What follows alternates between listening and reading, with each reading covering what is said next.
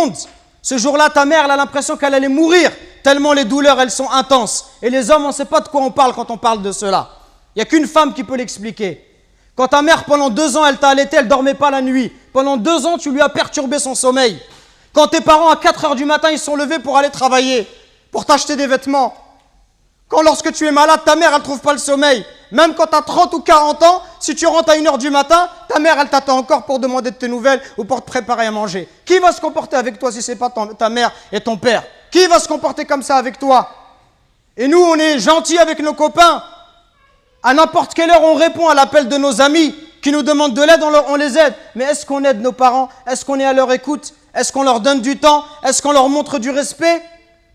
Les anciens, ils disaient, Zayd al-Abidin, le petit-fils de Ali ibn Abi Talib, il disait, on lui disait, toi, tu es quelqu'un de très bon avec tes parents, pourquoi tu manges jamais avec ta mère? Il dit, parce que j'ai peur, si ma mère, elle voit dans l'assiette quelque chose qu'elle a envie de prendre, et si je le prends avant elle, j'ai peur qu'Allah, il compte cela comme la désobéissance. Et il disait rien d'étonnant à cela. Il disait, ceux qui ont vécu avant nous, ils considéraient comme un manque de respect envers les parents que d'habiter au premier étage et que de laisser habiter les parents au rez-de-chaussée. Regardez jusqu'où ça allait. Allahu Akbar. Le simple fait d'être au-dessus de sa mère, au premier étage, sa mère au rez-de-chaussée, ils considéraient ça comme un manque de respect.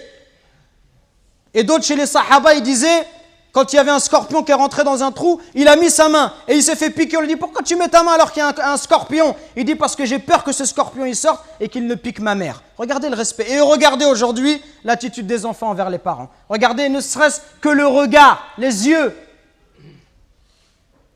Wallahi mes frères, si nos parents ils invoquent contre nous, wallahi c'est pour nous le malheur dans la vie d'ici-bas et dans celle de l'au-delà. Allah Azza wa Jal, par l'intermédiaire du prophète alayhi salatu wassalam, il nous dit qu'Allah il a interdit le paradis.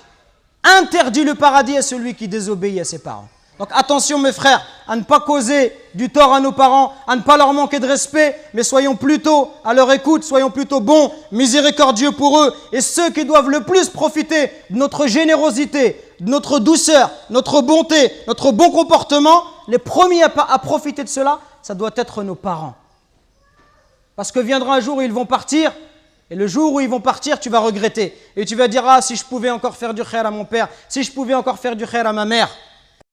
Nous récoltons vos dons pour la construction d'une nouvelle mosquée à Longjumeau. Walillahi alhamd. Barakallahu fikum. Qu'Allah il accepte ces dons de votre part. Et continuons, Inch'Allah. Et bi'idhnillah, dans pas longtemps, on espère avoir de bonnes nouvelles. Qumu ila salatikum yarhamni wa yarhamkumullah.